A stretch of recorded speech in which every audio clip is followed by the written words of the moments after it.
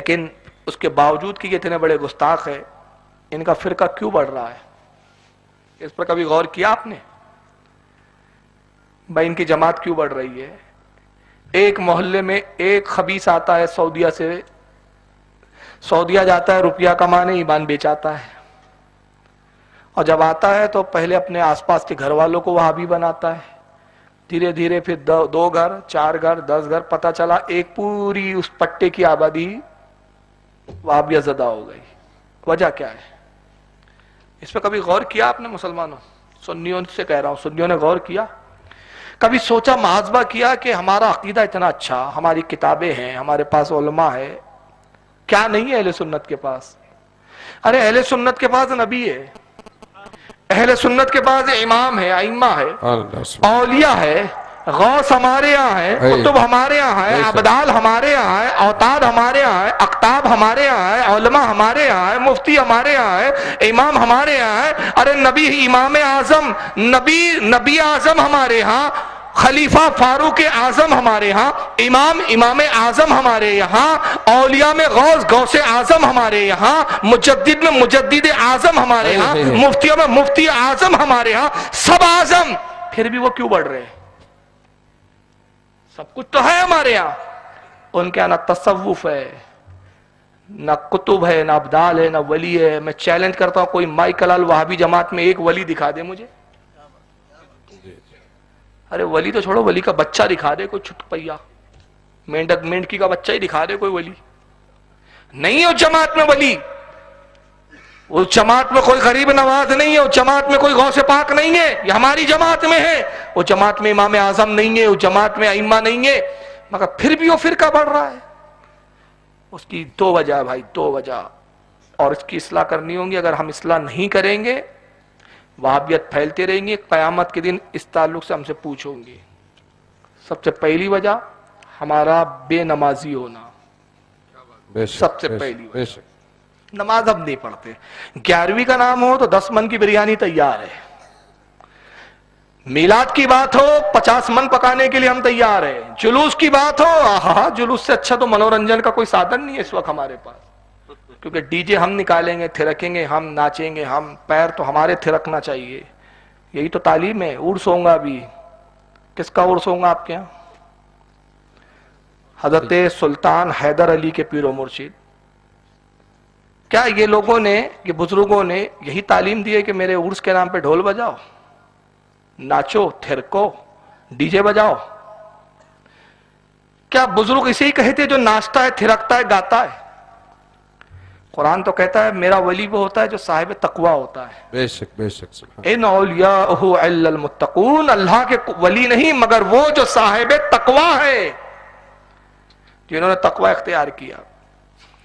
لیکن ہم نے ولیوں کا کیا سمجھ رکھا ہے؟ ولیوں کے لیے صرف قوالی، نواز قوالی سنتے تھے۔ ارے ہاں یار، غریب نواز سنتے تھے، تو پہلے میرے بھائی یہ بھی تو ذرا بتا دے کہ وہ کس چیز کے ساتھ سنتے تھے، کون کون سے موسیقی کے آلات ہوتے تھے، کون کون سی مزامیر کے آلات ہوتے تھے، کون سے ڈھول، کون سے طبلے۔ حضرت فخر الدین چشتی رحمت اللہ علیہ، جو حضرت خواجہ نظام الدین اولیاء کے خلیفہ اور شاگرد ہے، جب نظام الدین اولیاء کے زمانے میں تہمت لگائی گئی کہ یہ مزامیر، ڈھول، باجے، سارنگی، موسیقی کے ساتھ قوالی سنتے ہیں، تو نظام الدین اولیاء اس وقت ضعیف تھے، بوڑھے تھے، ان کی ملفوظات الفوائد اٹھا کے دیکھیے، فارسی میں آج بھی ملتی ہے، اردو ترجمہ آ چکا ہے، اس میں صاف فرمایا مزامیر حرام است، ڈھول، باجے، سارنگی یہ حرام ہے، حرام ہے، حرام ہے۔ اور اپنے مرید فخر الدین چشتی سے کہا، فخر الدین سما کے خلاف کتاب لکھ، میں دستخط کرتا ہوں۔ انہوں نے کتاب لکھی، دستخط کی نظام الدین نے، اور اس میں کیا لکھا ہے حضرت نظام الدین اولیاء نے اپنی دستخط میں؟ لوگوں، ڈھول باجوں کے ساتھ قوالی ہمارے نزدیک زنا کی طرح حرام ہے۔ اللہ اکبر، اللہ۔ سلسلہ چشتیہ کو بدنام کرتے ہو یار، جاہل لوگ جو پڑھتے نہیں لکھتے نہیں، وہ بابا بنے بیٹھے آج، وہ پیر مغاں ہیں، 10 انگوٹھیاں لگی ہے، پیر صاحب ہے، طریقت ہے۔ اچھا ابھی تیرے سے نماز پڑھنا نہیں ہوتا، طریقت پہ چلا گیا، تو اوپر کی سیڑھی چڑھ گیا، پہلی تو سیڑھی چڑھ، پہلی سیڑھی تو چڑھانی ہے، دوسری سیڑھی پہ عورتوں سے پیر دبا رہا ہے، طریقت، عورتوں سے بے پردہ مل رہا ہے، طریقت۔ نماز کیوں نہیں پڑھتا؟ قوالی سنے گا، طریقت، رقص کرے گا، طریقت، ناچے گا، طریقت۔ کیوں صاحب؟ طریقت ہے، طریقت اونچی ہے، شریعت چھوٹی ہے۔ ابے جب تو چھوٹی پہ فائز ہی نہیں تو بڑی پہ کہاں چلا گیا؟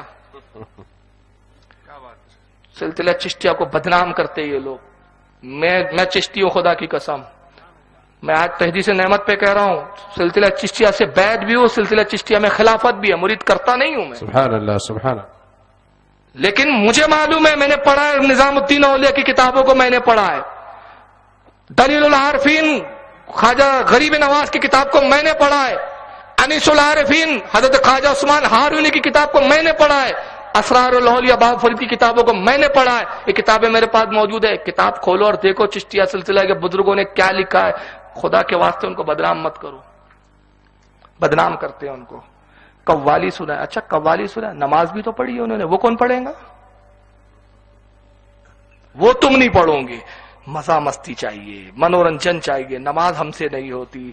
طریقت کیا؟ ناچنا طریقت ہے, لڑکیوں کے بیچ جھومنا طریقت ہے. اچھا جب یہی طریقت ہے تو آپ اتنے بڑے پیر نہیں, آپ سے بڑا پیر سلمان خان ہے اور عامر خان ہے. وہ بہت بڑے طریقت پہ فائد, اس کا دن رات یہی کام ہے. پھر تو آپ اس سے جا کے مرید ہو جائیے. اس میں کیا سرخاب کے پر لگے اس سے مرید ہو رہے ہو آپ؟ ایک بات بتاؤ یار ذرا ایمانداری سے, درد کے ساتھ میں بات کر رہا ہوں. ایک ڈی جے کا سندل نکلتا ہے آپ کے یہاں, ڈھول بازوں سے سندل نکلتا ہے, پورے ہندوستان کا یہی حال ہے. مجھے یہاں کا نہیں پتا لیکن میں پورے ہندوستان کی بات کر رہا ہوں. ایک مجھے خدا کی قسم میں چیلنج سے بول رہا ہوں, مجھے ایک ایسا وہابی بتاؤ جو آپ کے سندل کو دیکھ کے سنی بناؤ, دکھاؤ مجھے. میں ہوں کل تک یہاں, کل بھی میرا جلسہ قریب میں رکا ہوں, مجھے کل ملانا اس کسی وہابی سے, میں رکوں گا صبح تک. اگر آپ بولے اور مجھے کسی ایسے وہابی سے ملاؤ جو وہابی تھا اور اس نے کہا کہ بھائی یہ سندل دیکھ کے میرے دل کے دریچے کھل گئے, میں سنی ہو گیا. مگر خدا کی قسم میں آپ کے شہر میں ایسے 50 وہابی دکھا دوں گا جو سنی تھے اور یہ ڈی جے کو دیکھ کر وہابی بنے. تو تم جس کو سنیت بول رہے ہو اس نے تو تمہارے لوگوں کو بدعقیدہ بنا دیا. قیامت کے دن یہ اللہ کا ولی جس کا عرس منا کے تم ڈھول بجاؤ گے, قیامت میں گریبان پکڑ کے پوچھیں گا کہ میں تبلیغ دین کے لیے آیا تھا, میں اسلام پھیلانے کے لیے آیا تھا, اور تو نے میرے نام پر ڈھول بجا کے اسلام سے ہٹایا ہے, مجھے جواب دے اس کا. اللہ اکبر. کیا جواب دوں گے؟ میری مسجد اس لیے ڈھول بجا رہا تھا, میرے مسا آتا تھا اس لیے ڈھول بجا رہا تھا. سنیت کو بدنام کر کے رکھے ہو. تکلیف ایسے جاہل سنیوں سے ہمیں تکلیف ہوتی ہے, لیکن میں ٹنکی کی چوٹ پہ بولتا ہوں, مجھے پرواہ نہیں کہ کوئی نظر آئے. یہ ممبر کا تقاضا ہے, حق بولو, حق چاہے کڑوا ہو یا کیسا ہی ہو, حق بولو. امام حسین نے یزید سے کیوں لڑا بھائی؟ یہی تو پرابلم تھا, یزید کا ڈھول بجاتا تھا, موسیقی کا رنگیلا شیدائی تھا. امام نے کہا سر دوں گا, گردن دوں گا, مگر ایک ڈھول بجانے والے کے ہاتھ میں ہاتھ نہیں دوں گا. جس امام نے اس کو دنیا کا بادشاہ نہ مانا, تم دین کا بادشاہ سمجھ کے اس سے بیعت کرنے جاتے ہو ایسے پیر سے. عجیب رقص آتا ہے. ارے باپ رے, میں نے دیکھا ہے, میں نے ایسا دیکھا ہے جا کے. میں گیا ہوں کہ بھائی دیکھو تو ان کے تماشے کیا ہوتے ہیں. ہمارے ناگپور میں بابا تاج الدین بہت بڑے بڑے ڈھونگی آتے ہیں, ہم تو دن رات دیکھتے ہیں. ایسے ایسے وہاں ڈھونگی دیکھتے ہیں ہم کہ جو تو آپ نے بھی نہیں دیکھے ہوں گے, روز کا معمول ہے ہمارا. قوالی ہو رہی ہے سیما میں صاحب اس کو وجد آتا ہے, داڑھی صاحب ہے, وجد آ رہا ہے. آئے ہائے ہائے, وجد آ رہا ہے تجھے؟ وجد کی تعریف معلوم ہے کیا؟ کھولو ذرا اسرار الاولیاء بابا فرید کی. پوچھا گیا حضور صوفیاء کے وجد جو آتا ہے اسے وجد کی کیا کیفیت ہے, اسے کیا کہتے ہیں؟ فرمایا میاں یہ ایک حال ہے, اور حالت وجد میں اللہ کا ولی قرب خاص خدا بندی میں ہوتا ہے. اور اے عزیز یہ وہ کیفیت ہوتی ہے کہ اگر اس کے جسم کے 1000 ٹکڑے کر دیے جائے تو اس کو مطلق خبر نہ ہو. اللہ اکبر. اللہ. ان کی پچھواڑی میں ذرا سوئی چباؤ, بھی سارا وجد رفو چکا. وجد میں گرتا ہے تو وجد بھی بڑا ہوشیار والا وجد ہے, دیکھتا گدا کہاں ہے. گرنے کے لیے بھی گدا ڈھونڈتا ہے پہلے, اب گرنا ہے, بہت جھوم لی, اب چکر آ رہے ہیں, وجد کے لیے پہلے گدا تلاش کرتا ہے. یہ وجد ہے تمہارا. یہ سنیت کو تباہ کر رہے ہو یار تم. یہ سنیت نہیں ہے, یہ مسلک کے اعلیٰ حضرت نہیں ہے, والی قوم نہیں ہے, وہ ناچنے والی قوم نہیں ہے, یہ مسلمانوں کا ورثہ نہیں ہے.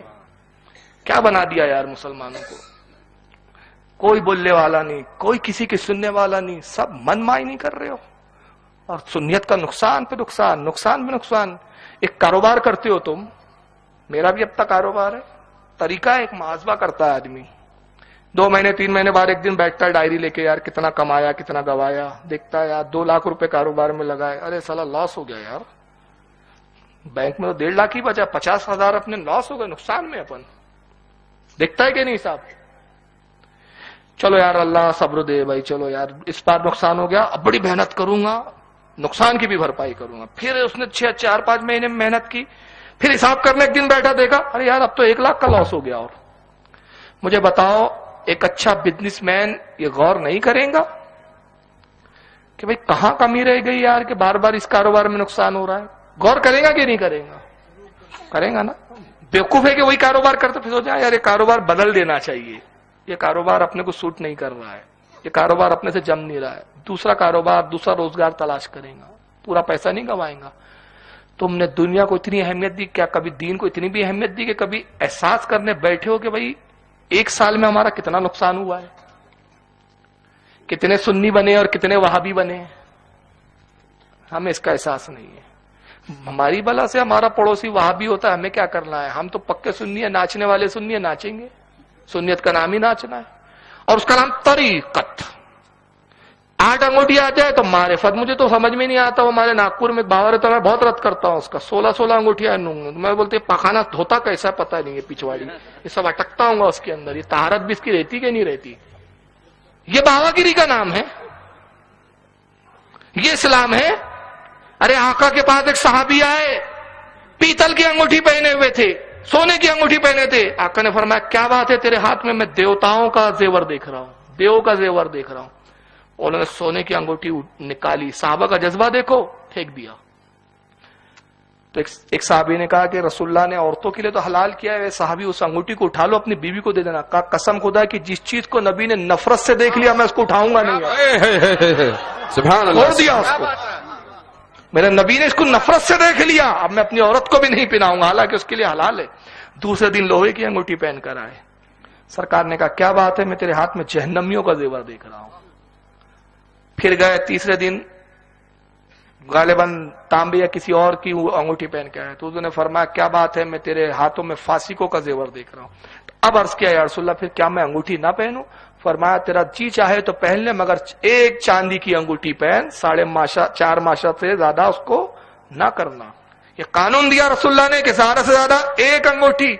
नबी कह रहे एक अंगूठी और ये 12-12 18-18 लगी हुई है। इसी का नाम बाबागिरी, आता जाता कुछ नहीं। कुछ पूछे हजरत ये कहते बेटे ये अर्श आजम की बात है, तुम्हारे समझ में नहीं आएंगे। अबे अजीब जाहिल, जब तू समझा नहीं सकता तो बाबा काय का है? फिर तो जब समझा नहीं सकता तो बाबा काय का है? तो काय का वली है बे? वली वो जो समझा दे, बता दे। वली आता इसलिए कि जो समझ में ना तो कभी दलील से समझाता है, कभी करामत से समझाता है। न तू करामत दिखाता, न मुंह से कुछ बोलता, बस अंगूठी देखो बोलता बाबा बोलो बोलता। तो मैं भी पहनता हूं तो मैं भी बाबा, फिर अंगूठियों से ही अगर बाबा बनता है आदमी तो ये क्या मजाक है यार? उसके नाम तरीकत, हकीकत, मारफत। अबे ये बड़े बड़े लफ्ज बेवकूफ मत बना हुआ हमको। मैं बताता हूं हकीकत तरीकत क्या है, ये नहीं समझ सकते ये लोग। बाबा फरीद के पास आया, मैं सब सिलसिला चिश्तिया के बुजुर्गों के हवाले दे रहा हूं क्योंकि इन्हीं के नाम पे सब बाजार गरम है। कादरियों की बात नहीं कर रहा हूं मैं, वरना तोहमत लग जाएंगे कादरी बड़े शिद्दत पसंद होते हैं। मैं चिश्तियों की बात कर रहा हूं। बाबा फरीद के बाद एक शख्स आया, सरकार ज़कात के बारे में पूछना है हुजूर, ज़कात कितनी फर्ज है?